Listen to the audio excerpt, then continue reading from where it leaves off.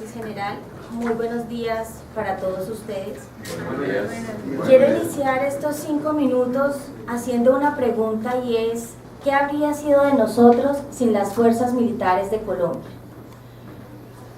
Vengo de una generación que no ha conocido la paz, sino que solamente ha estado en guerra. Pero de manera triste, vengo de vivir una experiencia nefasta y totalmente en contra de las fuerzas militares colombianas. Llegué a una sesión de audiencias donde mi primer encuentro fue encontrarme al doctor Barrios Mendivil, representante de las presuntas víctimas del Palacio de Justicia, saludando de manera muy calurosa y familiar al presidente de la Comisión Interamericana de Derechos Humanos.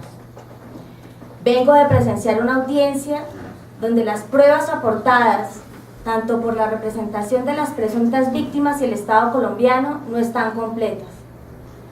De manera inexplicable, me encontré en una audiencia pública donde el señor Edgar Villamizar Espinel salió a la luz solamente porque los representantes de las presuntas víctimas manifestaron que su testimonio era el más importante para demostrar que a la escuela de caballería se habían llevado personas para ser torturadas y posteriormente desaparecidas.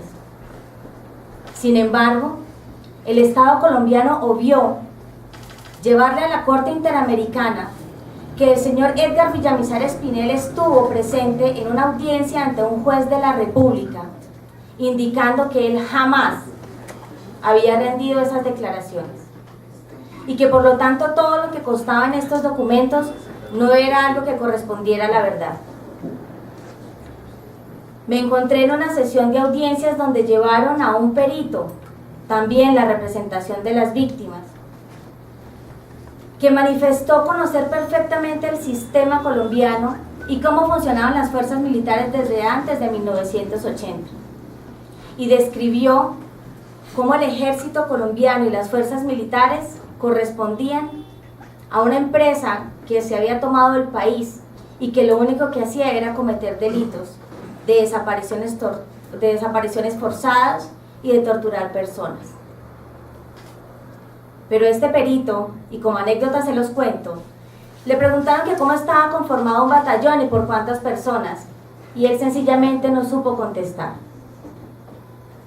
Frente a estas pruebas presentadas por la representación de las presuntas víctimas, el Estado colombiano no llevó a ninguna persona que hiciera oposición a tales manifestaciones. Nos encontramos que la representación de las presuntas víctimas también llevaron a quien instruyó el proceso en contra de los militares que se encuentran hoy injustamente, algunos condenados y otros esperando sentencia. Estoy hablando de la doctora Ángela María Buitrago, y la llevaron para que ella contara cómo había hecho su trabajo de instrucción. Sin embargo, el Estado colombiano, de manera alguna, llevó la verdad a la Corte indicando que esta persona había sido denunciada y que además se encuentra actualmente investigada justamente por toda la situación de lo que les mencioné anteriormente ocurrió con el señor Edgar Villamizar Espinel. Nos encontramos en una situación donde la justicia penal militar ha querido ser disminuida y ha sido presentada como un instrumento para que se genere impunidad. Nos encontramos ante unas entidades internacionales que administran justicia, donde se clama el respeto por los derechos humanos, pero el Estado colombiano no ha hablado nunca de los derechos humanos de los militares. Y entonces me pregunto, ¿será que los miembros de la fuerza pública no son sujetos de derechos humanos?